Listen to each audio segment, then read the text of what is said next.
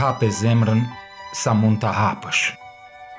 Të jetë si oqean, me besimin ngriu dhe për njeriun dashurin ndjej. Të mos mbetet zemër e dëshpëruar, që dorën si asqate, e për të su interesove. Fetullah Gylen është një dietar, klerik, autor librash dhe aktivisti shquar turk, i cili me mendimet dhe kontributin e tij ka frymzuar një lëvizje globale që synon shërbimin ndaj njerëzimit, pajtimin, dialogun, tolerancën dhe respektimin e çdo njeriu. Me anë të 10 librave e qindra ligjëratave, Gylen ka nxitur njerëzit të investojnë në edukime në shkencë për t'i shërbyer njerëzimit. Ignoranca, varfëria dhe përçarja janë armiqtë real të botës sonë, sipas Gylenit. Andaj, ai i fton njerëzit që të bashkëpunojnë për çrënjosjen e tyre.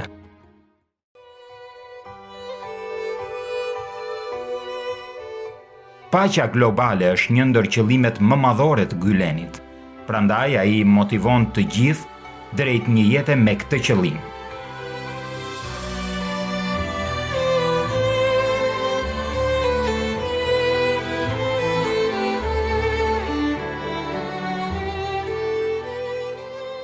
Për Gylen, dialogu ndërfetar e ndërkulturor është një faktor kyç për promovimin e paqes në botë, dhe ai sugjeron gjithmonë bashkëpunimin, duke e pranuar gjithkënd në pozicionin e vet.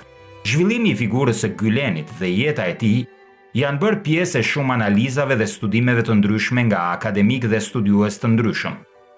Një nga këta studiues është edhe John Paul, profesor i historisë së Krishtërimit në seminarin United Lutheran në Pensilvani, autor i 7 librave të arir. John Paul njihet gjerësisht si një ligjërues që ndjell angazhim të dëgjuesit, me një varg ligjëratash në universitetet më prestigjioze, si Cambridge, Oxford, Princeton, Stanford dhe Yale.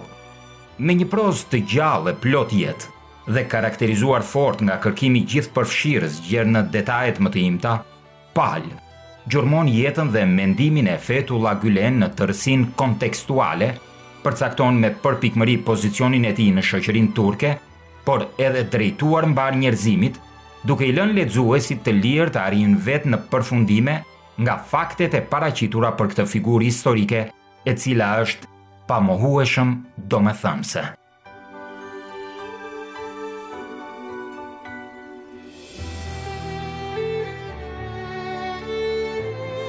Nëse do të kuptosh Gylenin dhe lëvizjen e tij, ky është pikërisht libri i duhur. Është një lexim i thjeshtë, por i realizuar përmes kërkimesh të arira. Është një biografi vlerësuese, që është shkruar nga një njeri që qëndron jashtë lëvizjes së zhvilluar nga mendimi dhe frymëzimi i Fetullah Gylen, e cila na ndihmon që të kuptojmë më mirë formën e modernizmit islam që ai përfaqëson, duke na shpjeguar se pse shumë lider botëror politik e quajnë atë sfidues.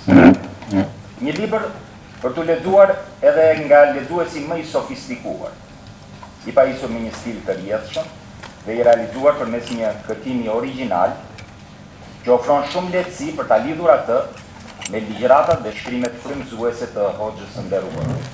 Me një prozë të qartë, interesante dhe frymëzuese, John Paul rrëfen historinë e Fetullah Gylen duke nisur me shprehjen: a mund të vijë ndonjë gjë e mirë prej Erzurumit? Është një krahin në Turqinë Veriljindore, pranë Armenisë dhe Gjeorgjisë, dhe na shpërfaq nga faqja në faqe historinë e një njeriu me cilësitë e Mahatma Gandhit, Malcolm X, Martin Luther Kingut të ri, edhe shumë lider shpirtëror që ka njohur botën. Jam i nderuar të jem në këtë panel me zotin Ali Zaimi, përshëndetje, Gjergj Sinani, Genti Kruja dhe sigurisht profesor doktor John Paul. Kënaqësi që ndodhen në këtë. Po kush është profesori i nderuar? Ai është një historian i feve në Amerikë dhe veçanërisht i historisë së Krishtërimit. një teolog publik dhe një mësues me një barkë çmime shtakorduara, muzikant dhe aktivist shoqëror. Ka kryer studimet bachelor në Universitetin Valparaiso MPS nga Seminari Luteran i Trinis dhe doktoratën pranë Shkollës së Hyjnores në Universitetin e Chicagos. Ai ka folur para audiencave të shumta, si në universitetet e Oxfordit, Cambridgeit, Stanford, Yale, Princeton e shumë hapësira akademike për qark globit, përpos punës së tij si klerik për të rinj, predikues, administrues, antar bordi dhe mësues në kongregacione të ndryshme, ai ka botuar shumë artikuj, ese, shkrime dhe recensione. Ka qenë vazhdimisht i ftuar në organe prestigjioze mediatike si BBC, ABS, si dhe autor dhe botues i 6 libra. Ftoj për fjalën e mirë se ardhjes, në emër të shtëpisë botuese Prizmi, zotin Alizaini.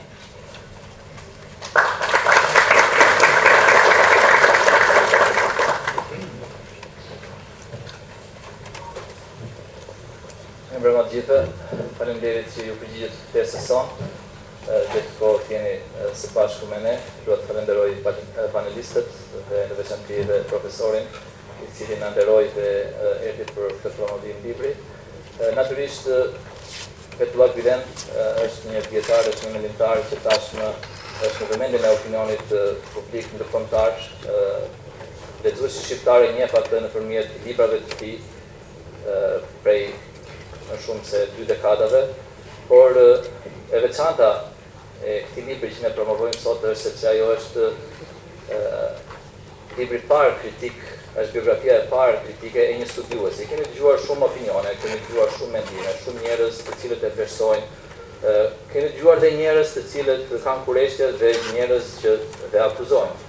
Dhe prandaj është e veçantë se ky libër sepse Dr. John Pal ka bërë një studim të mirëfillt shkencor. Prej 8 vitesh ai ka studiuar lëvizjen Gylen dhe njëkohësisht dhe biografinë e Gylenit dhe natyrisht notat në libër janë dashamirëse, por janë si rezultat dashamirëse dhe jo si piknisje. Piknisja është natyrisht shkencore. Kjo na bëri dhe ne që të nxitonin ta përkthenin këtë libër në gjuhën shqipe ndërmjet dhe gjuhëve të tjera. Është një nder, është një privilegj dhe unë edhe një herë duhet të falenderoj profesorin dhe duhet të falenderoj të gjithëve që keni ardhur sot.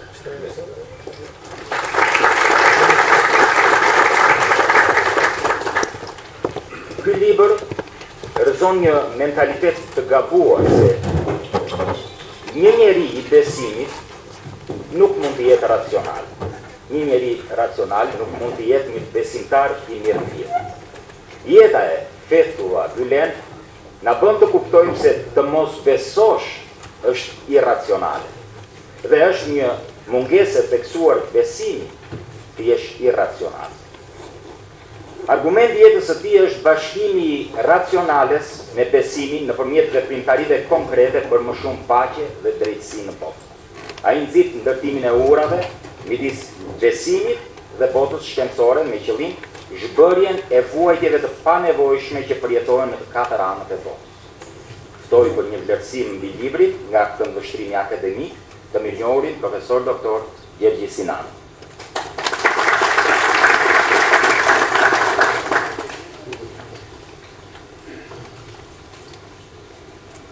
Faleminderit për ftesën që më bët për të folur për librin e profesor John Pal, vepër e cila ka merr një domethënie të madhe për këtë personazh i cili është mbi ngarkuar edhe me shumë paragjykime, shumë akuza, dhe për më tepër ja vlente që të sqarohet dhe sidomos nga pena e profesor Pal ka dalë një studim i mrekullueshëm, cili bën që të reflektoj. Janë 30 biografi të cilat mund të ngjallin reflektim ose vetë reflektim, por ky libër kjo biografi e ka realizuar më së miri. Pse e ka realizuar? Sepse autori është ndalur disa linja të cilat duke ndjekur itinerarin e jetës Fetullah Gylenit, në të njëjtën kohë autori e ka shoqëruar edhe me itinerarin politik të Turqisë moderne dhe shikon aty edhe jo vetëm peripecitë e demokracisë turke, por të lidhura ngushtë këto të reflektuara dhe me peripecitë e jetës së vetë Gylenit. Prandaj dhe njoja e Gylenit si njeri, dhe është shumë e rëndësishme si shu theksua këtu, thënë e panshë se qartë mirë na vjen e zurumi, por ka rëndësi të kuptohet njeriu dhe aksioni i këtij njeriu.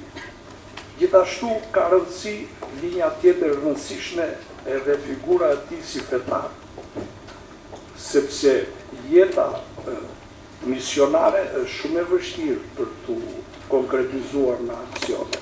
Dhe historia e shurëfleve ka treguar që do një vullnet shumë të madh ti përkushtohesh në një mënyrë të tillë absolutit, pavarësisht se kush është ky absolut. Gjithashtu e rëndësishme është të theksohet empatia që karakterizon këtë personazh dhe në njëjtën kohë si është reflektuar ajo edhe tek bashkëpunëtorët e tij, por akoma më gjerë në gjithë ratin që ka arritur përtej Turqisë edhe në të gjithë kontinentet. E rëndësishme është që të kuptohet nga ky libër se si formësohet ndërgjegjja fetare. Mua më ka tërhequr në mënyrë veçantë kjo gjë, dhe sidomos çështja e përpopjes së jashtësisë së sjelljes së njeriu me brendësinë e tij. Ky është një problem i madh i filozofisë së fesë, sepse kemi dy lloj qëndrime. Mua pëlqen kufizimi i Ciceronit për fen, që fjala religio do thotë me u lidh me diçka ose me dikë. Po ky diçka ose dikë shpallet si shenjë. Dhe në këtë mënyrë njeriu konfronton brendësinë e ndërgjegjjes së tij me këtë objekt, ose do themi politeizmit, ose me këtë dikë tek fetë më dha monoteiste. Prandaj dhe ka një rëndësi të veçantë ky aspekt dhe autori na e ka dhënë në mënyrë të mrekullueshme edhe me episode nga jeta e Gylenit, por edhe nga intervistat e shumta të bashkautorëve, të cilët edhe të zhgënjur me klerin zyrtar kishin një lloj skepticizmi, por empatia e Gylenit dhe aksioni i tij bëri që të kthehen shumë veta, qofshi këta edhe njerëz të thjesht ose edhe njerëz shumë të pasur. Sepse aksioni i tij nuk nis nga lart poshtë. Ka i deshi që aksioni i tij fillonte nga poshtë lart. Në këtë mënyrë njerëzit jo vetëm do të tregonin rëndësinë e ndërgjegjjes së tyre, por një tjetër kohë do të shprehnin dhe empatinë e tyre. Shumë i rëndësishëm është në këtë paraqitje të autorit raportet e kapitalizmit me virtytet morale. Kjo është një çështje që mua më tërheq shumë, sepse kjo na bën të reflektojmë edhe në shoqërinë tonë, sepse është kuptuar kapitalizmi i thjeshtë si fitim. Po ta kuptojmë kapitalizmin i thjeshtë si fitim, atëre shoqëria do të përballet me probleme të mëdha në të ardhmen. Dhe mua më kujtohet këtu një analizë e jashtëzakonshme e Tocquevillit, që është nga revolucioni amerikan, analisti më i mirë konsiderohet, i cili thoshte se nëse motivi i nxitës i njerëzve do të jetë shpirti i përfitimit, atëherë ata do të përballen me probleme të mëdha në të ardhmen. Dhe kjo është problemi i madh në Shqipëri, nuk kuptohet se demokracia ka nevojë për moralizim. Gjithë ne mendojmë dhe kështu është banalizuar diskutimi këtu që boll të bëjmë një kushtetut të mirë, të bëjmë një ligj elektoral të mirë dhe demokracia ecën vetë. Është shumë gabim. Pa u edukuar demokracia nuk funksionon. Dhe po i kthehen Tocquevillit që thotë për demokracinë në Amerikë, thotë amerikanët e moralizojnë demokracinë përmes fesë. Ndoshta dhe Gylenit deshi që të realizonte këtë gjë në demokracinë turke, që ta moralizonte këtë demokracinë. Dhe sigurisht ata që përpiqen të bëjnë një gjë të tillë, ngjallin dhe armiqësitë e pushteteve. Është mos e kuptueshme historia një raste të tilla kur tiranët despotët nuk e pëlqejnë një moralizim. të demokracisë sepse rrezikohen bazat e pushtetit të tyre. Atëherë çfarë duhet bërë? Atëherë shpallet ky person që trazon pushtetet, shpallet si jashtëligjshëm, shpallet si terrorist, shpallet si mashtrues, shpallet si i lidhur me djallin, ku ta diun, historia ka plot shembuj të tillë. Gjithashtu, përmes kësaj autori do të tregojë se demokracia ka nevojë për krijohet një komunitet moral. Dhe këtu më vjen në mendje një formulë e famshme e Hegelit, e cila ka një rezonancë shumë aktuale, kur thotë që nuk mund të krijohet dot një komunitet politik pa krijuar më parë një komunitet moral. Shkurt, demokracia nuk mund të funksionojë pa u krijuar një komunitet moral. Sado ligjet mira që të bëhen, sado kushtetut e mirë që të bëhen, si thotë një autor, mund të bëhen dhe kushtetuta më e mirë, por nëse shoqëria përbëhet nga padarçime dam, pikërisht këtë term përdor, atëherë shoqëria do të përballet me probleme të mëdha më parë. Por nëse shoqëria përbëhet nga ëjë i pafajshëm, ata le të kenë kushtetutet më të keqe në botë, punë e shoqërisë mirë do të ecë. Kështu që ky vepër, kjo punë e profesorit Gjon është vërtet një pikë e madhe refleksion. Gjithashtu autori na e ka shpalosur figurën e Gylenit edhe përmes përpjekjeve të tij për ndërtuar një dialog, dhe dialogu do të shojë në paqja. Janë paqje mbreslënëse se si e ndërtoi Gylenit këtë dialog me hebrejt, se si e krijoi me krishterët, përmes se si e krijoi me kurdët. Këto janë faqe për mua të mrekullueshme. Dhe ai gjitha aksione bazonte në formulën e famshme se forca është e vërtetë. Është e vështirë të thuhet, është e lehtë të thuhet, por është e vështirë të zbatohet. Dhe janë shumë të rrallë njerëzit që realizojnë një gjë të tillë. Nëse më lejoni, do të bëj edhe një refleksion që ka pëlqyer të autorit disa digresione paralelizma që bën ai me krishtërimin dhe mënyrë veçantë me kokës. Dhe unë e kam njohur veprimtarinë e kokës përmes 4 letrave të Voltairit, që ka në letrat filozofike, dhe ai e fillon këtë vepër me 4 letra, ku shpjegon se kush janë kokës. Dhe të katërtën e mbyll me biografinë e William Penn, është personi që krijoi Pensilvaninë, dhe jo rastësisht deklarata e pavarësisë e tjera dokumenta të rëndësishme lidhen në këtë pjesë. Por ky, por të tregoj se kush është ky, se çfarë ndërgjegje ka pas ky drejtim i krishtërimit, në vitin 1693 shkroi një ese për paqen e tashme dhe të ardhshme të Europës. 1693 dhe propozoi një parlament evropian, edhe sa antar duhet kishin çdo vend, madje vini re në këtë bashkim evropian do të ishte dhe Perandoria Otomane dhe Moskovia, kështu quhej Rusia atëherë. Ky është anglez, po e dini të propozonte si gjuhë zyrtare të Europës të këtij projekti, propozonte latinisht dhe frindisht, jo anglisht. Shikot çfarë mendje e hapur.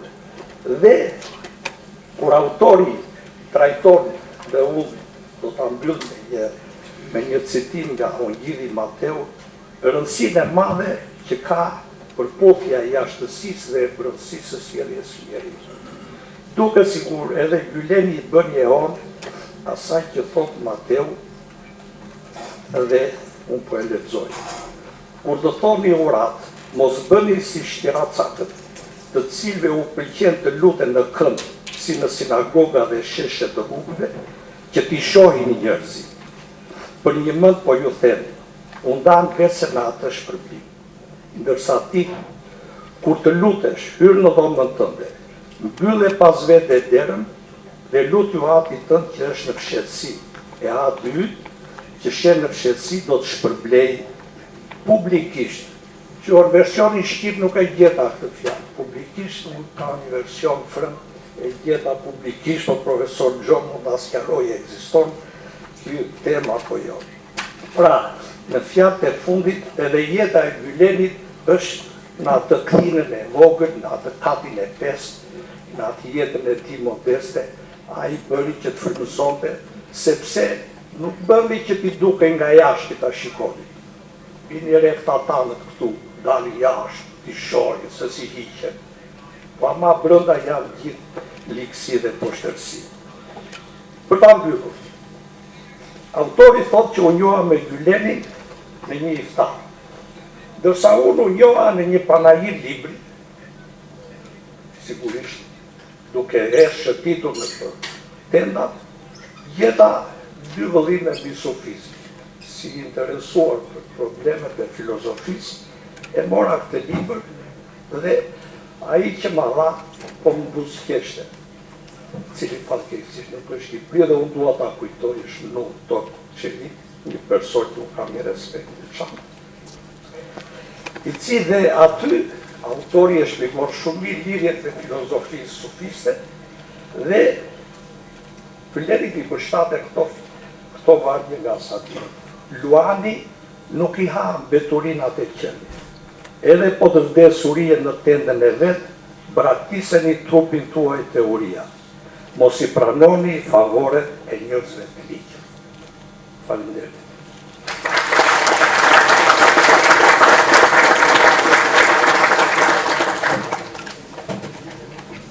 Si Gyleni, edhe ata që u frymëzuan nga idealet e tij, krijuan komunitete të vendosjes në jetë të islamit, të cilët disa studiues i kanë quajtur islami civil, apo një islam, do më thënë të cilit vinte nga poshtë dhe përshtatej me demokraci. Termi hizmet do të thotë shërbim, dhe njerëzit e frymëzuar nga Gyleni kanë dashur që jetën e tyre ta kalojnë duke u shërbyer të tjerëve. Ata kanë ruajtur integritetin e tyre si musliman, duke qenë përherë në mbështetje të dijes, idealeve demokratike dhe zhvillimit ekonomik. Si shumë herë Gylen ka pohuar se çdo kush mund të jetë një herazi musliman i devotshëm dhe një qytetar besnik i demokracisë dhe i pluralizmit. Gylen është përpjekur për të rritur një brez të ri muslimanësh të përkushtuar ndaj besimit të tyre, por dhe të vendosur në dialog me çdo kënd. Ftoj një tjetër studiues, Dr. Genti Kruja.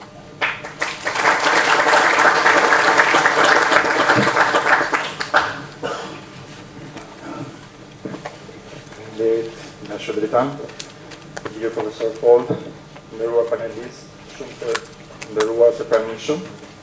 Është ndërë dhe privilegj për mua të flas dy fjalë në lidhje me librin e autorit, profesor John Paul, i cili ka ardhur për te oqeanit për të bashkëbiseduar me ne sot, prandaj në fakt ai është sonte epiqendra e vëmendjes.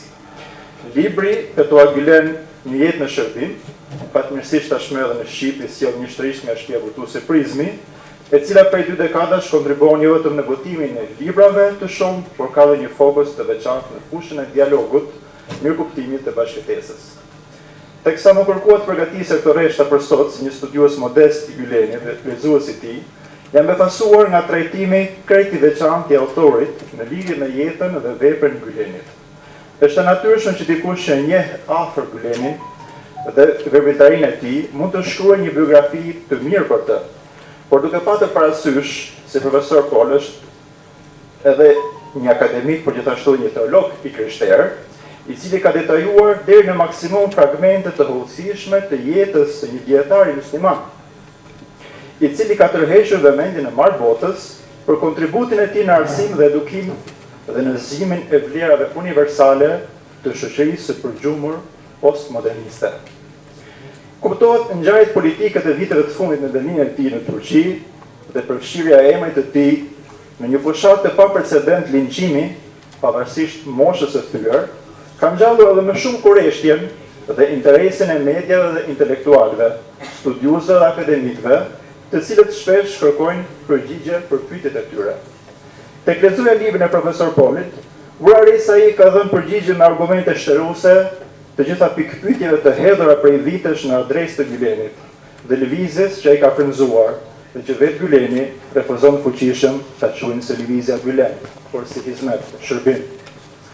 Autori, për të realizuar këtë libër, ka zhvilluar një sër udhëtimesh në Turqi dhe vende të ndryshme të botës, ku ka studiuar, mulumtuar dhe intervistuar njerëz të shumë, të cilët e njohin e janë frymëzuar nga mësimet e Gylenit, por gjithashtu edhe me njerëz të cilët kanë mendime ndryshe, madje edhe kundërshtuese me Gylenit.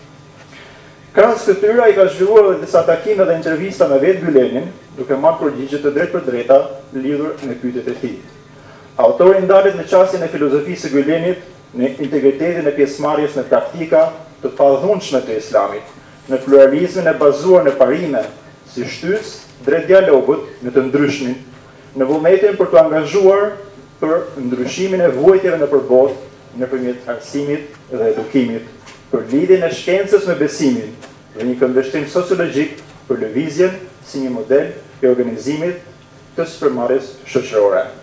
Profesor John shpjegon në libër se si filozofia e jetës së Gylenit mbështetet në përjetësimin e 5 shtyllave të islamit: shahadeti, dëshmispa, namazi, falja, zakati, agjërimi dhe haxhi. Autori quan këto si praktika jo të dhunshme dhe thotë se problemi i prendimit është mosnjohja sa duhet e islamit nga kullim dhe paragjykimi. Autori bën analogji dhe me pacifistë të tjerë botror, për ta patur më qartë jo vetëm qasjen e Gylenit, por dhe rolin që mund të luajë në dialogun midis kulturave dhe qytetërinëve. Libri ndahet me 5 kapitujt kronologjik, ku kapitulli i hyrjes fillon me pjesën e parë të jetës së Gylenit, si pjesëtar i familjes së tij të madhe, si nxënës i prindërve, dietarëve dhe prizë të shquar musliman, si Rumi Ahmet Yesevi, por dhe prizë të kohës së fëmijërisë së tij dhe padyshim frymëzimi nga veprat risale në të autorit Bediüzzaman Said Nursi. Në kapitullin e dytë autori ndalet në vitet 60-70 të shekullit të kaluar, periudhë kur tashmë Gyleni kishte marrë një detyrë zyrtare nga komuniteti musliman i Turqisë në qytetin e Izmir, qytet edhe ku lindi u zhvillua lëvizja nëpërmjet sohbeteve, bashkëbisedimeve me të ri tregtarë dhe biznesmen, të cilëve u shpjegonte argumentet e besimit së Zotit. Në kapitullin e tretë autori analizon botën shpirtërore të Gylenit me modelin e tij si predikues, i cili kishte një ngarkesë të madhe emocionale, ku i mallngjyer dhe i përmalluar në anë të lodhët të tij, tregonte rëndësinë e kauzës së besimit dhe përcjelljes tek të ri. Kreu i katërt, melankolia dhe dialogun në Stamboll, autori ndalet me një nga periudhat e vështira të Gylenit, ku pas grushit të shtetit të vitit 1981, ai ndiqi dhe kërkoi nga regjimi i xhuntës ushtarake, për shkak të popularitetit të tij në rritje. Me shpalljen si i pafajshëm dhe demokratizimin e vendit pas vitit 90, me rënien të regjimit komunist në Europën lindore dhe shpërbërjen e Bashkimit Sovjetik, Gyleni filloi tashmë hapjen e dialogut me botën nëpërmjet themelimit të 10 qendra shkollave dhe institucioneve arsimore. Në kapitullin e 50 fundit, Hizmeti Global Amerikë 1999, e deri më sot, autori ndalet te ajo që përbën thelbin e lëvizjes, konsulta për çdo veprim dhe vendim që merret dhe aspekti pragmatik i modelit të këshillimit. Në këtë kapitull flitet për hapjen drejt Australisë, botës arabe, Indonezisë, Afrikës së Jugut, tashmë jo vetëm institucione arsimore, por edhe më shëndetësore dhe aktivitete të dialogut përgjithsisht në Shtetet e Bashkuara të Amerikës. Në fakt, vlerësimi i lëvizjes kërkon një mënyrë shumë të ndryshme të analizave nga ajo të llojit të perspektivave teorike të zhvilluara për llogaritë të lëvizjes sociale, të shfaqura në përvojën europiane dhe atë amerikane. Ky është arsye që autori ka përdorur një qasje multipolare për analizimin e lëvizjes si një lëvizje e shoqërisë civile e frymëzuar nga besimi.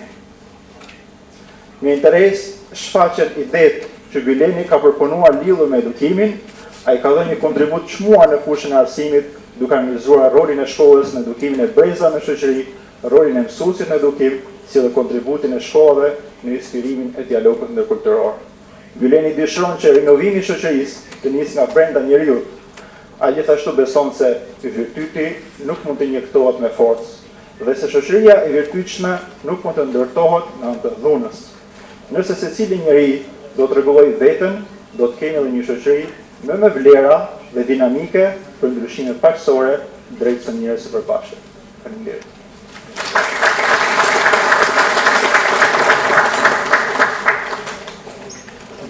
Gjatë gjithë veprimtarisë së tij në lëndin ndërfetar për disa dekadash, ai gjithmonë është shprehur nga një maksime Martin Lutherit. reformatorit protestant të shekullit të 16 që ka të bëjë me urdhëresën e 8 e cila thotë të mos dëshmosh kur në terren. Pas ftesës për një iftar, ai u fut një përpjekje intelektuale magjepsëse për realizimin e kësaj biografie, e cila e përfshiu të tëri në studime për më shumë se 8 vite të jetës së tij. Me duart rokitje, profesor doktor John Park.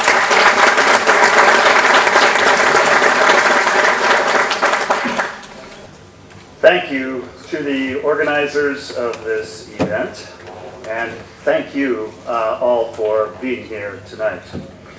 I'm especially appreciative of the translator of this book into Albanian, Sylvester Minaj. Where is Sylvester? Over there. He's in the translator's room. Please join me in thanking him. I've also been accompanied almost everywhere I have gone by Ali Zaimi. Thank you very much, Ali. And Oltian Kola of Frisbee Publishing House. Yes, please, Ali. Thank you also to our gracious respondents. I appreciate both of your messages. They were thoughtful and substantive. And thank you for the kind introduction and for invoking Martin Luther. It makes me feel at home. The title of my talk this evening is Beyond Capitalism and Socialism: The Significance of the Global Hizmet Movement Inspired by Fetullah Gylenit. It is my honor to be here in Tirana with you. I have come to love Albania and its people. This is my third visit here. And this is a beautiful place. For more than a century, we have struggled as human beings to balance individual accumulation of capital with the distribution of collective goods. And the struggle has now threatened to render our planet uninhabitable. Historically, the ideological pendulum has oscillated widely across cultures, from the unfettered and ruthless free markets of early industrialists such as Rockefeller and Carnegie, to the state-driven socialist experiments at redistribution of Lenin and Mao. Every modern society has had to decide between these two extremes. And the struggles between devotees of one economic and political ideology or another have been bloody and continue to be. Now, as a historian of religions, what is interesting to me about these competing ideologies is that they both find origins in religious discourses and practices that appear to be diametrically opposed, but that upon closer examination share a common origin and structure in what amounts to a coincidence of the opposites. Capitalism, as Max Weber cogently put it, took root among Protestants like me at first.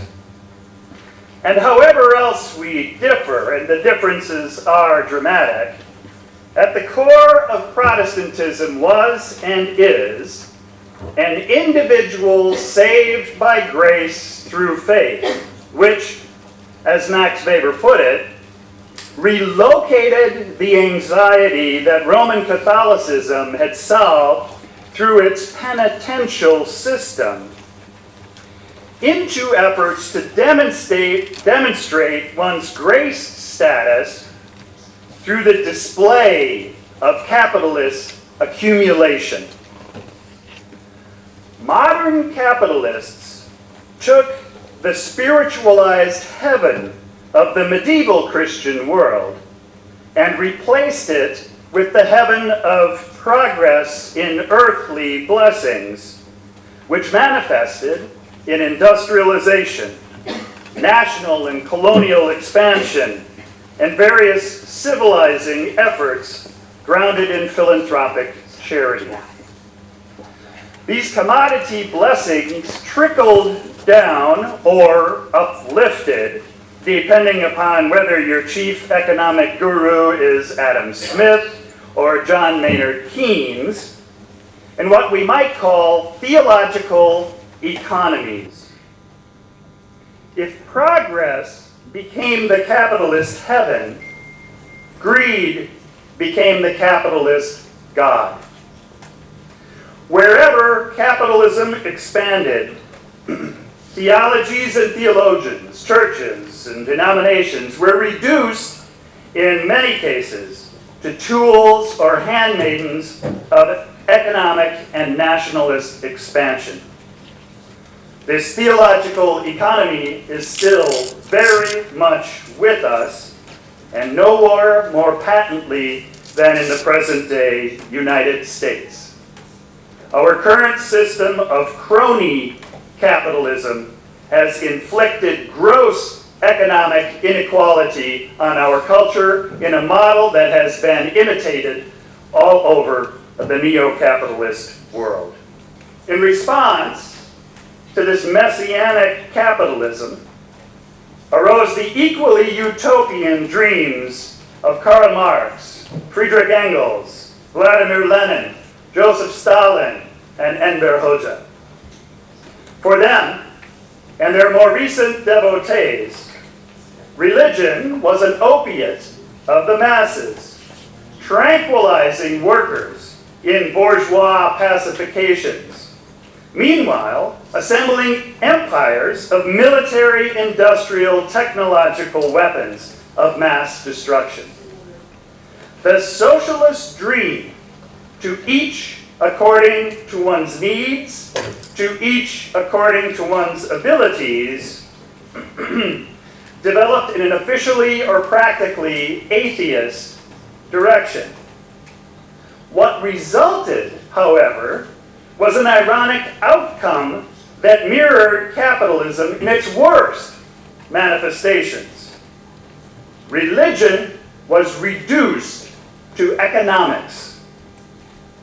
To be sure, the promise of messianic communism resulted in some modest gains for workers around the world, just as capitalist free markets did lift all boats to a degree. And yet the privileges that accrued to communist or socialist party elites repeatedly produced regimes of authoritarian repression, gulags, lying, deprivation, and exploitation of the environment. Enemies became mirror twins of each other in a coincidence of the opposites. And down to today, the upshot is this. Under socialist as well as capitalist economies, the disenchantment of the world, in Weber's term, and the reduction of religion to a private commodity or an economic obstacle continues apace, with devastating consequences for planet Earth.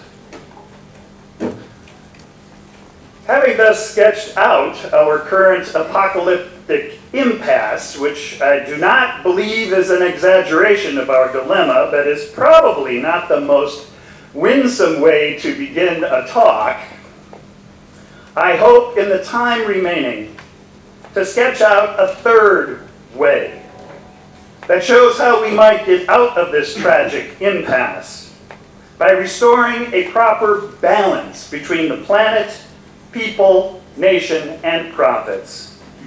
And my chief example of this emerging third way will be a religiously based civil society movement, the global Hizmet movement inspired by Fetullah Gylenit, which focuses on education, social enterprise, and peace growth. And I will speak to each of those 3 points in turn. Fetullah Gülen began his education in a pious home in northeastern Turkey, where he was born in 1938. His father, Ramiz, was an imam. His mother, Refia, taught him to chant Quran, which he had memorized by age 12. He attended madrasas, theological schools, from age 13 to 18, and he studied with some of the most revered Sufi sheikhs in mid-20th century Turkey. From ages 18 to 20, Gylenit fulfilled his mandatory military service as a radio broadcaster mostly, and during this time he also began reading in Western philosophy and literature. He then began, at age 21, his lifelong vocation as a preacher and scholar. He served schools and mosques in Edirne, Izmir, and Istanbul, and he preached in the most prestigious mosques in the country, including in the capital of Ankara. But looking back on his education, Gylen became aware of a deficit. I early noticed, he wrote, that the madrasa did not have a modern line of rationale, a mathematical foundation, or at least a root in Baconian logic, end quote.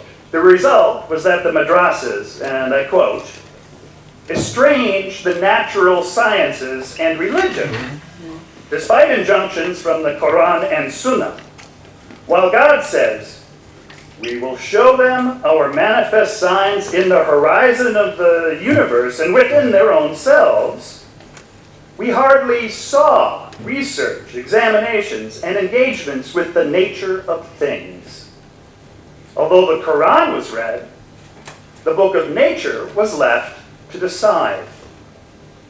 A clash emerged in the society, and the mind separated from the heart. Consequently, the book of the universe was put in one place, and the book of the Quran put in another. Gylen's preaching and the Hizmet movement, then, have sought to overcome any conflict between science and religion. As Gylen puts it often, a person must fly with two wings, uniting science and spirituality. Through this teaching, the Turkish individuals inspired by Fetullah Gülen went on to excel in the study of mathematics and the sciences, along with study in theology and spiritual life. Over only a few decades, Hizmet volunteers have built thousands of schools in over 130 countries, often in some of the most impoverished places on the planet. I have visited Hizmet-inspired schools in Albania, Australia, Ghana. In fact, I visited lots of them here in Albania recently. But Indonesia, Kenya, Nigeria, Uganda, and of course in Turkey and in the United States, among others. All these schools in Turkey, including tutoring centers, elementary and high schools, colleges and universities, have had their doors closed and their assets seized by the Turkish government. Thousands of teachers and administrators have lost their jobs, or worse, in a government-sponsored purge to hide corruption that continues. Thankfully, some nations around the world have understood Hizmet's commitment to education and have kept open the schools in their countries and even allowed new schools to be built. People of Hizmet continue to fly with two wings as educators. Gylen's interest in social enterprise arose as he became popular in Turkey and as people with financial resources began to support him. He himself has lived a life of poverty. He has never owned a home, or a car, or even furniture. He lives to this day in a modest 2-room apartment in a retreat center in Pennsylvania. He is not a business owner, or even aware of most of the businesses begun by people inspired by him, which included at one time Bank Asya, the largest Islamic funding bank in Turkey, until it was shut down by the Turkish government. Zaman newspaper, at one time the largest circulation newspaper in Turkey, until it was shut down by the Turkish government. Hospitals, shut down by the Turkish government. Social service agencies and disaster relief agencies, shut down by the Turkish government. Countless construction businesses, real estate agencies, television and radio stations, restaurants, enterprises, baklava bakeries, shut down by the Turkish government. In media coverage of Gülen and Hizmet, journalists often say that people of Hizmet infiltrated the police, military, and judiciary in Turkey. This language of infiltration implies a clandestine or nefarious motive. In fact, people of Hizmet went where the jobs were, went where need existed, and they served with moral integrity. Almost all of the social enterprises begun by people inspired by Gülen, as well as the schools, have had their assets seized by the Turkish government to the tune, in 2019, when I finished the book, of 18 billion US dollars. Given that the government continues to freeze and seize assets of people close to Gülen, that number is undoubtedly low. What makes this government theft particularly disturbing is that it destroys businesses that did not exist just to turn a profit for an individual, but businesses that also sought to cultivate the common good. In line with the principles of Muhammad Yunus, who in a famous book, Creating a World Without Poverty, advocates for what he calls social business, people of Hizmet have grown enterprises that also serve a social good. The principle through which these businesses have operated, wherever people of Hizmet have landed, including here in Albania, is called istishara, mutual consultation. That is, in a way akin to how the Quakers and William Penn do business. People of Hizmet have followed Fetullah Gülen's counsel to grow businesses that take into account the well-being of the planet and people, all stakeholders in an enterprise, in addition to turning a sustainable profit. For Gülen, the principle of istishara, or consultation, that undergirds these social enterprises is as important to Muslims as prayer. He writes, and I quote, "For the Muslims of today, consultation is a vital attribute and an essential rule. According to the Quran, consultation is the clearest sign of a believing community. The importance of consultation is mentioned in the Quran to the same degree as salat, or prescribed prayers. The most intelligent person is the one who most appreciates and respects mutual consultation and deliberation. Ventures and enterprises embarked on without sufficient prior consultation do not go far." End quote. In short, Gülen and the global Hizmet community have sought to bridge capitalism and socialism, bringing together the dynamism of free enterprise with the social responsibility of socialism through the principle of istishara and the growth of social businesses. The third area of work, inspired by Fetullah Gülen, is interreligious engagement on behalf of peace, under a principle of hoşgörü, often translated as tolerance. Throughout his life, Fetullah Gülen has sought out dialogue with people across faith traditions and with no faith tradition. While serving in Istanbul, for instance, he reached out to the Jewish community and hosted the chief Sephardic rabbi of Israel, Eliyahu Bakshi Doran, for the first visit to Turkey by an Israeli religious authority.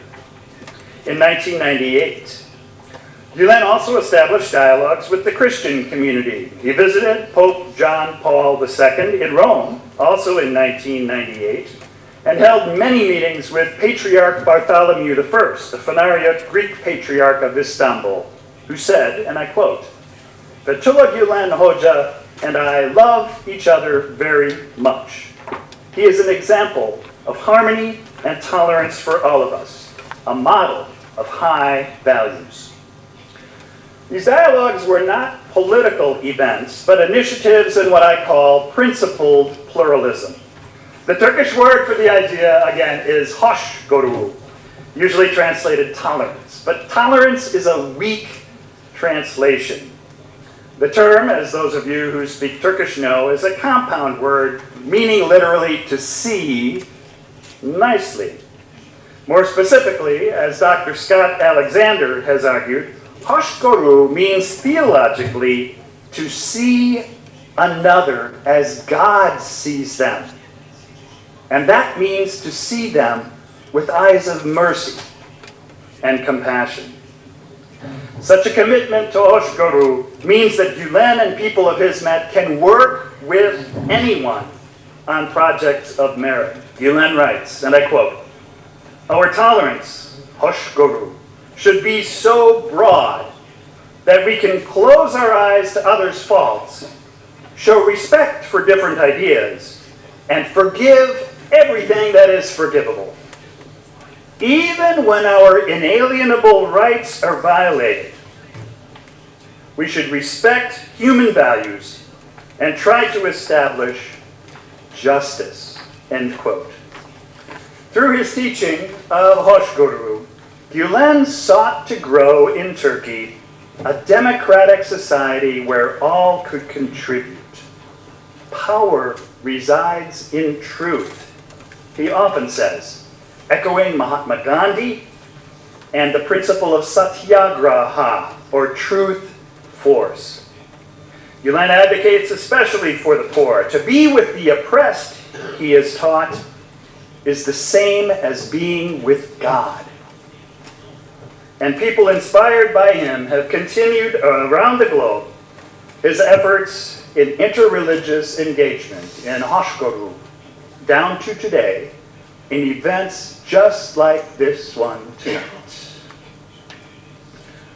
Ultimately, then, Gülen and the global Hizmet community represent what I call peace growing. Grassroots participation in volunteerism in strengthening civil society to enhance justice and to reduce violence. Gülen was among the first to condemn Muslim terrorism, including a very strong message after the September 11 attacks on the United States. He explicitly called Osama bin Laden a monster. And he has stated repeatedly that, quote, "A Muslim cannot be a terrorist cannot be a Muslim." Gülen has never advocated for violence in any form, despite countless efforts throughout his life by the Turkish government to pin big lies on him, linking him to various crimes. Like Gandhi, Gülen's principled peace growing made him a popular figure, which made him a threat to a dictator's dictatorial ambitions. After all, peace builders from Gandhi to Martin Luther King Jr. have often been targeted unjustly by governments. The scapegoating of Gülen and people of Hizmet in Turkey since 2012 note well, since 2012, constitutes a series of human rights violations that the world has largely ignored. And yet, what I find inspiring and a source of extraordinary hope is that despite repeated persecution, despite unprecedented pressure from the Turkish government, despite obstacles that would drive many individuals and movements into despair, Fetullah Gülen and people of Hizmet carry on with what they call Müsbet Hareket, positive action, not reacting to violence, refusing to bow to external pressure, and carrying on in the good work of istishara, whatever the results. So I will leave you this evening, before time for questions, which I look forward to, with the final pages of the biography, in words that point us not only to a business model beyond capitalism or socialism, but to a profound faith that just might help to save the world. Here are my words at the end of the book. Finding hope in the midst of trouble has been a regular, almost routine part of Fetullah Gülen's biography. And by now, there were islands of peace, as he called them, on every continent. Those peace islands were the schools, dialogue centers, and social enterprises wherever they operated. And those peace islands were countries where new friends could be made and where Muslims could practice their faith without oppression. For if an old man might be tempted during a cold winter in exile to despair of ever again seeing green spring days, as Gylen wrote in a poem while living in America. In fact, as Gylen also wrote, eyes again on a very long horizon and tied to no specific nation. Now a quote from Fetullah Gülen. Our old world will experience an amazing springtime before its demise. This springtime will see the gap between rich and poor narrow. The world's riches will be distributed more justly according to work, capital, and needs. There will be no discrimination based on race, color, language, or worldview, and basic human rights and freedoms will be protected.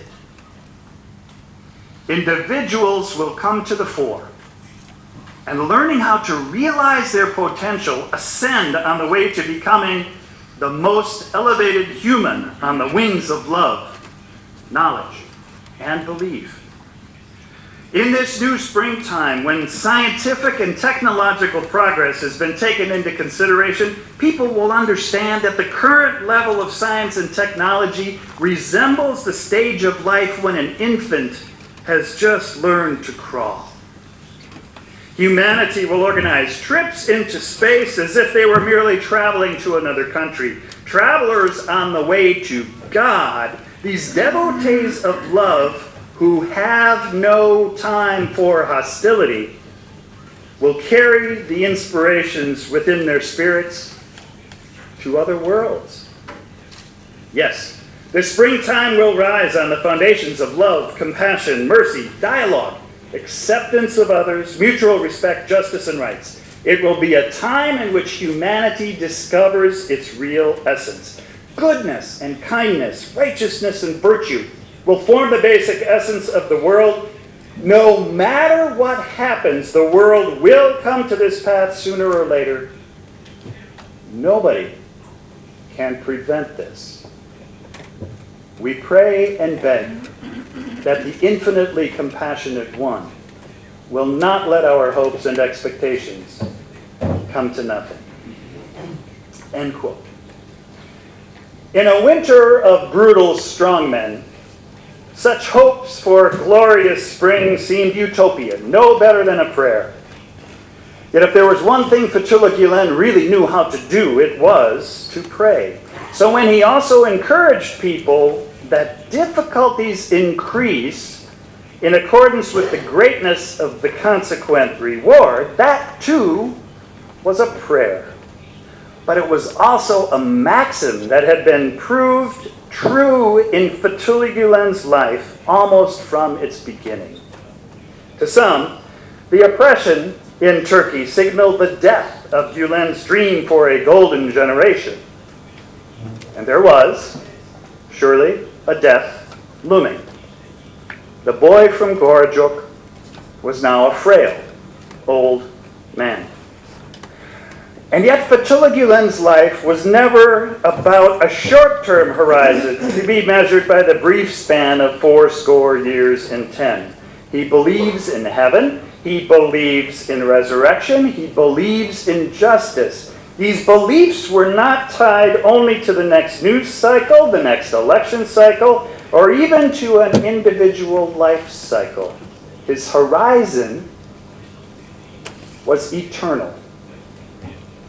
And if the moral arc of the universe was long, and it seemed particularly long in the second decade of the 21st century, Gülen and people close to him share the belief of many people of faith that the moral arc of the universe does bend toward justice. They also were convinced that it was humanity's duty to help bend the moral arc of the universe in that direction. As Gylen put it often in many publications, as I said, power resides in truth. Any power otherwise founded was destined to fail. And so the end of Fetullah Gülen's earthly life, whenever it would happen, would hardly be the end of Hizmet. Eternal truth cannot be contained by an authoritarian's ambitions. Fetullah Gülen had lived for a peace that surpassed understanding because it was a peace that surpassed the superficial limits of time and space. After all, even a Sufi in exile whirled in a light far more substantial than mere earthly matter, caught up in an energy that was present at the very beginning of creation and that would be there at the end of time. Thank you all for being here, for your patience. And I look forward to your questions and our conversation. Tani dashur miq, është momenti kur së bashku mund të bashkëbisedojmë nëpërmjet pyetjeve me profesorin e nderuar. So, do you think that the people of Hizmet understood Gülen's principle? Or if they don't, in which perspective they should approach the principles of or ideas or dreams of Gülen? Thank you. Thank you very much for the question as well. And I think the people of Hizmet are catching up to the principles of Fetullah Gülen, especially in the areas of women's equality. Mr. Gülen has always advocated for full equality for women and men, that women have the ability to serve in any role. Yet Hizmet arose in Turkey, which is a pretty patriarchal culture, despite being officially egalitarian as well. But what I have seen around the globe is that as people of Hizmet take root in democratic societies where women are full participants, the potential of that development is emerging. That's just one example of how Mr. Gülen's vision is being incorporated and put into practice by people of Hizmet. But thank you for the question.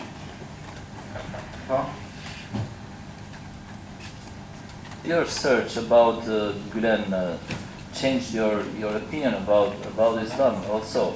What was your opinion, and did it change a bit, or is the same? I continue to learn down to today. I hope that's true of all of us.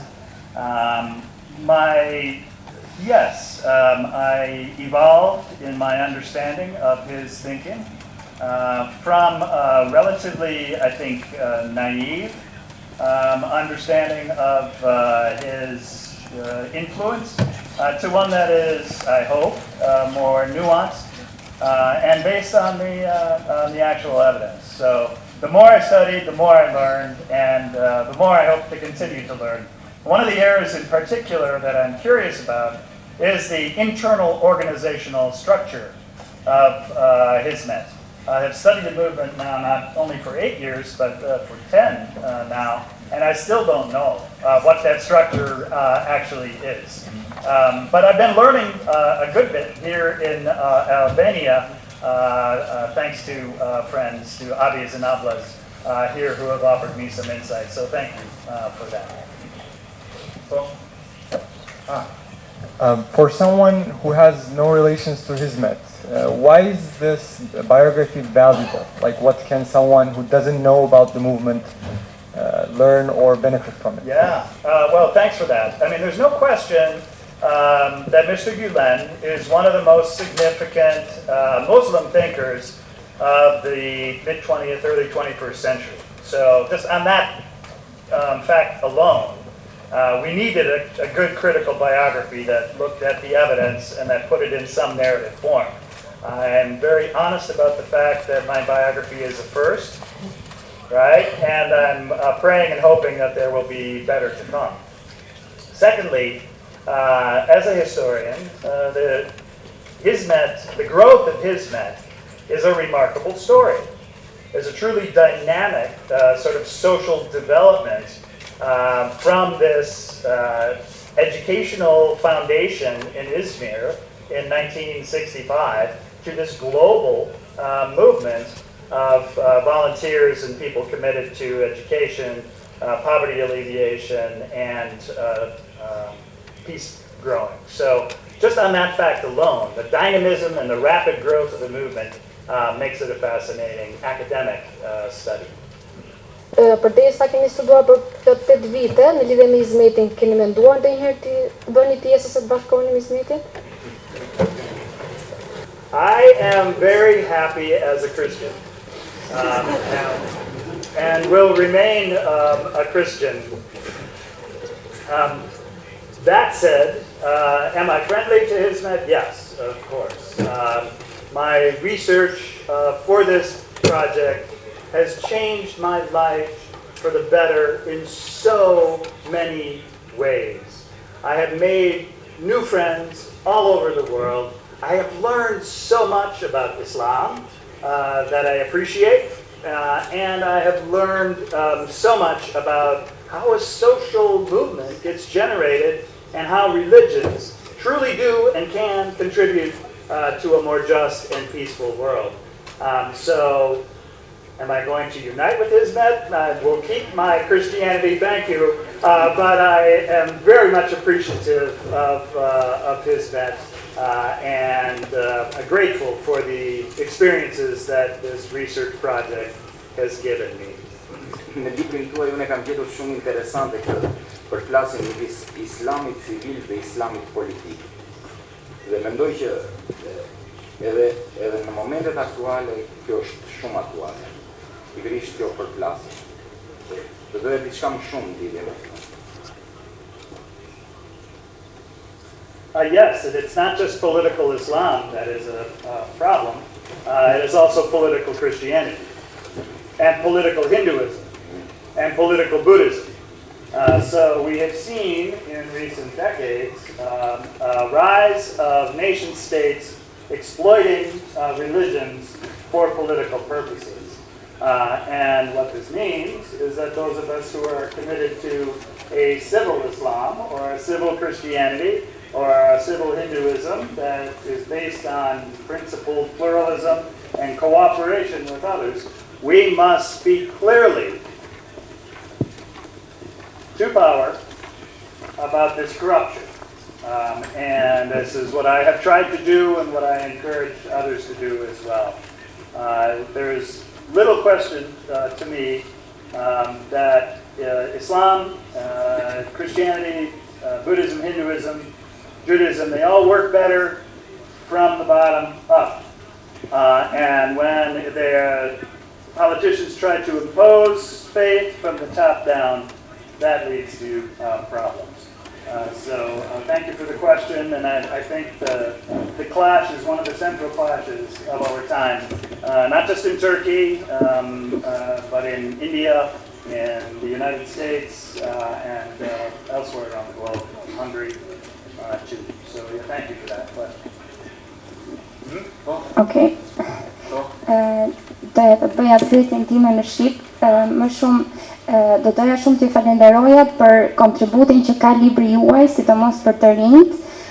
Është një nevojë shumë e madhe për gjithë të rinjt që të informohen dhe të marrin një dëshmi të vërtetë, sidomos për personalitete të tilla si Fetullah Gylen Hoxha Efendi, por do thojë një trend që vazhdon, domethënë sidomos tek të rinjt që kanë shumë pak durim për të lexuar libra voluminoz, edhe pse ajo është mënyra besime e mirë për ta njohur të vërtetën.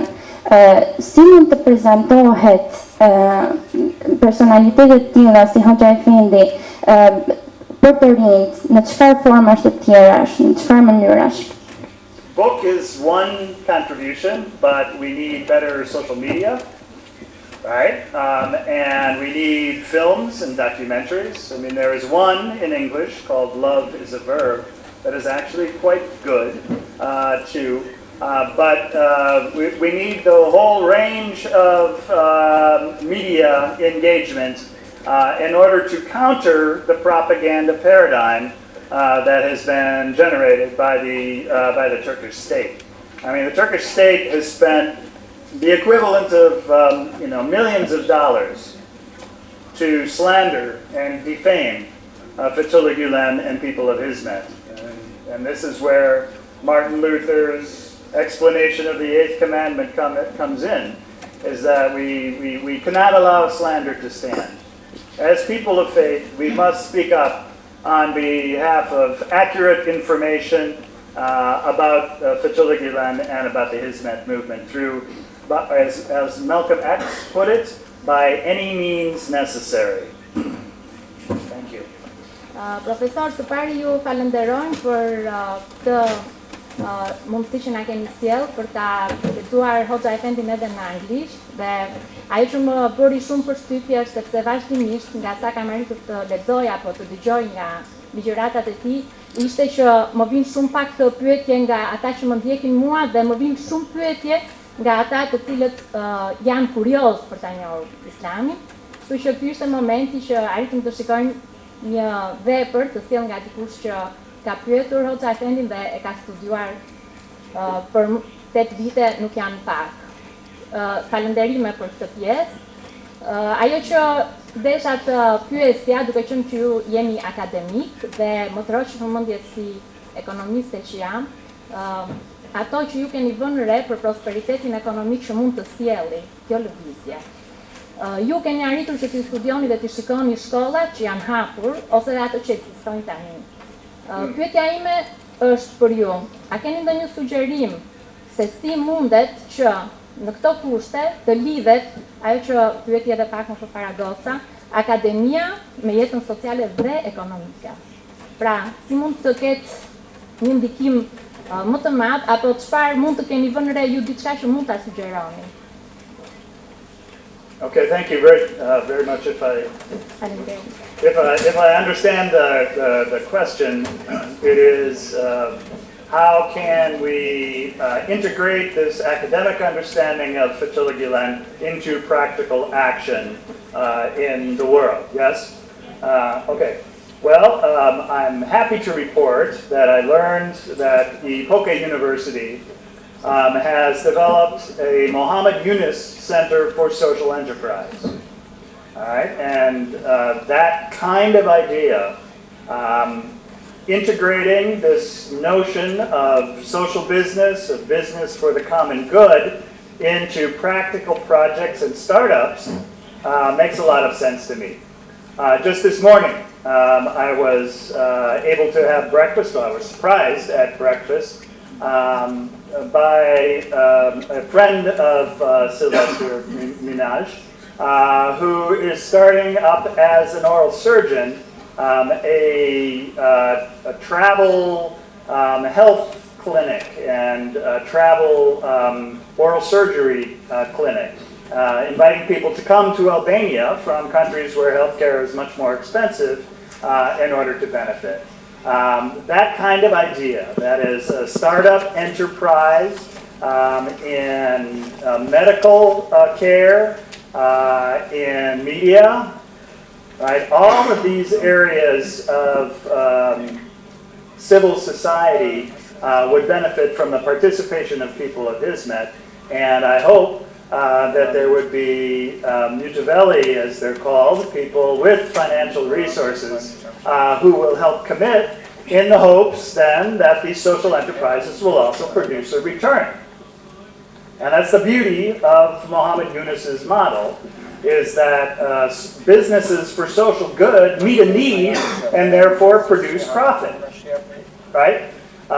Profit that then gets turned back into the social purposes while also providing sustainable, good livelihoods for the people who are involved and participate. So thank you for that question. And that's just one example of sort of how you can integrate the academic with the practical. There are many others in political life, in the judiciary, in education, in the military, and in all of those domains of public service. This is where Hizmet has contributed and where people of Hizmet can be examples. Practical action based on moral principles. Faleminderit për prezantimin, për parimin tuaj. Qëndruat shumë mbi komponentën e përgjegjësisë sociale të korporatave, teksta folët. Nga literatura konstatohet se përgjegjësia sociale e korporatave ka 4 elemente: ekonomik, ligjor, etik dhe filantropik. Në kuadër, në fushën e ekonomisë, sidomos disiplina marketingut e përdor shumë si instrument për krijuar reputacion pozitiv. Në këtë drejtim, nobelisti Friedman ngren një kritik fort që thotë se përgjegjësia sociale janë 2, ekonomik dhe ligjor, tjerët janë për krijuar reputacion individual ose institucional. Tani, sipas jush në studimin tuaj, gjatë këtyre viteve, lëvizja e Hizmet implementon të 4 elementet në jetën e saj. E dyta, a keni vërejtur raste që mund t'japin të drejtë Friedmanit? Well, Friedman, of course, is associated with the University of Chicago, where I studied, but I must admit, I did not spend a lot of time at the School of Business. Finally, I'm a historian of religions, and so I'm really not prepared to say whether Hizmet meets these 4 criteria of Friedman or not. What I can say is this, quite clearly, peace and peace growing, which businesses have the capacity to contribute to as well. They can do extensive harm, or they can contribute to a more just, peaceful world. Peace growing has 3 dimensions to it. The first is the prevention of violence and the interruption of violence, and here's where military and police and things like that come in. Basic peace, I call it. Hizmet, individuals were involved in that, but did not participate intentionally. Second is what I call policy peace. That is redistribution of resources equitably, fair access to education, housing, health care, and so forth. And Hizmet clearly advocated for all of those things too, for policy peace. But at the deepest level, peace, the capacity to flourish, that's what peace means. It's nothing utopian. It's something that each of us is experiencing right now. Right? We are living together in peace. We have the capacity to flourish. But the foundation of peace growing is what I call deep peace. And this is where Hizmet's contribution has been particularly significant. And 5 what I call seeds of peace. And those 5 are the 5 topics of the chapters: learning, literacy, the nonviolent practices of Islam, prayer, zakat, etc., the 5 pillars. All of those are nonviolent practices, as I see it, teaching us to be more sociable. Engaged empathy, right? Hoja Effendi's tears, and then turning that into practical action. principled pluralism, working with others, cooperation, and finally the model of social enterprise. So I'm not sure about Friedman. Most of the economists I've met in his Met are more Keynesian than Milton Friedman, but we could have a conversation offline about this, or a further conversation. It was a very sharp and pointed question, and I appreciate it very much. Unë kam një pyetje, duke falenderuar dhe njëri tjetër për këtë prezantim shumë të këndshëm sonte. Ju gjatë fjalës suaj folët për një udhtim drejt idealizmit të lëvizjes hizmetit, e cila kishte një ekuilibër të caktuar midis fesë nga njëra anë dhe shkencës nga ana tjetër. Pyetja është në lidhje me ata që nuk kanë të bëjnë me fenë. Ku do të qëndrojnë në këtë balans, ose cili është vendi i tyre drejt këtij idealizmi? Faleminderit. Well, it's the beauty of hoshguru, right? As a practice, is that it will work with anyone. You don't have to bring a set of assumptions to participate in a relief agency, to provide food to people who are hungry after an earthquake. You don't have to be a Muslim to participate in social enterprises, to read a good newspaper, or to support a good school. I suspect not all of the parents who send their children to the Hizmet-inspired schools in Albania are necessarily believers. So this, again, is the beauty of hoshguru, is that we look for the best in the other, and we try to meet them at that point. We have a question regarding the relation or the attitude of the official clergy with the Gylen movement before the so-called coup d'etat, and after the so-called coup d'etat. What are the relations with the official clergy? Yeah, thank you. Well, I mean, Gylen was, of course, a member of the official clergy. He was authorized by Gylenit, the Presidency of Religious Affairs, and that relationship was, tense. There were 6 years where he could not preach, and yet it was good up until 2016, the July 15th event, and then things clearly turned. I mean, what has happened is that the clergy have, in order to perpetuate their jobs, had to fall in line with the regime's. Yeah, right, exactly. And this is again tragic for Turkish civil society. Is that so many individuals, dedicated individuals, have had to flee Turkey, have gone to prison, and there truly has been a brain drain in Turkey and among the clergy as a result of this unfortunate set of events. E sigurisht, unë jam aktor dhe duhet mbyllur si aktor. Dëshiroj që të interpretoja për ju një poezi nga Fetullah Gylenit. Zoti i.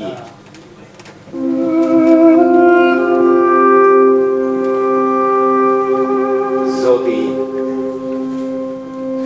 Zoti i. Për këtë shtetë tjetër s'ka Zoti i. Në miqësinë tënde gjeta çilkërsinë. Besnik si ti nuk ka Zoti i. Shërbëtorët e tu në portike, ti e qëllimi për të gjithë me. A nuk e qëndrojtje nga mezi, bukurin të të shohin. Zoti, madhështia jote fund nuk ka. Froni ju të gjitha i ka përfshirë. Të ka parë sy kush ka, dhe që i verbris të ka parë, Zoti i. Kush ta di, e vete në mashtu, kush nuk diti, në klithma u përvëllua, e sari fshet më je në zemë, kush të do të ka Zot, Zoti, Emri yt për shpirtra dritë, ndër kuvande, kënaqësi, ndalese e fundit për diturit, shërim për të mjerët. Zoti, shumë më ka darë, pak i kënduar. Ndoshta ora më është afruar, nëse ti nuk më bën favor. Fajet kush ka për të më mbuluar? Zoti, faleminderit.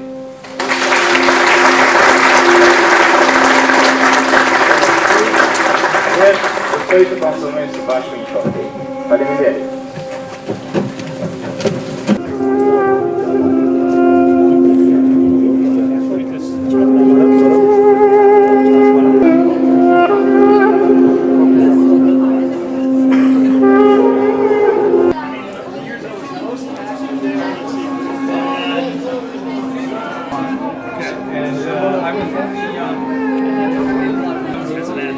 Right, I had a full-time gig, but I love undergraduates. I think those are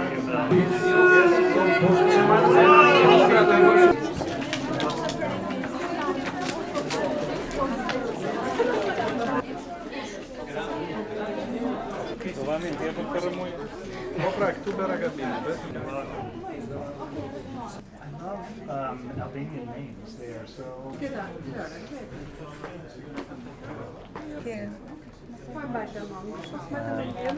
And I love what's going on at Ipolta. I really see...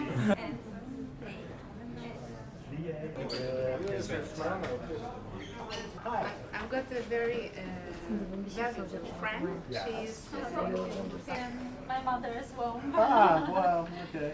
Yeah. Nice to meet you. And your name? And I wanted to... The presentation was valuable, and may your life bear peace. Thank you very much. Nice to meet you. Thank you. Yes.